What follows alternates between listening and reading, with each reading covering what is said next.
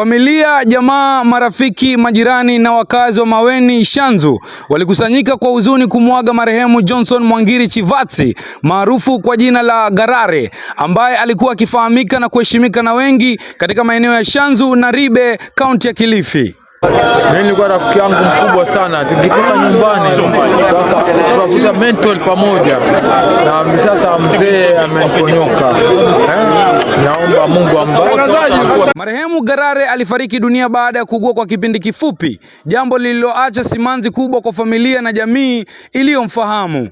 Wengi walimkumbuka kama mtu mwenye ushirikiano, ukarimu na mchango mkubwa katika jamii. Ni rafiki yangu wa karibu zaidi.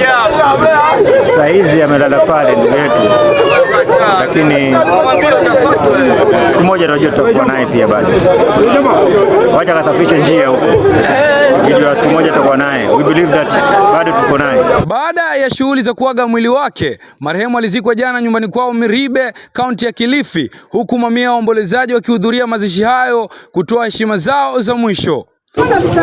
Marehemu utakumbuka kwa ile hali ambayo alikuwa kunayo ya ucheshi, yani alikuwa mtu wa watu kifupi, so tumepoteza kwa hakika. Miongoni mwa waliohudhuria mazishi hayo alikuwa mwanasiasa Mama Mbeyu, ambaye aliwapa pole wanafamilia na kuwataka wanawake wa kaunti ya Kilifi kusimama imara katika kulinda na kuendeleza boma pamoja na kudumisha umoja wa familia.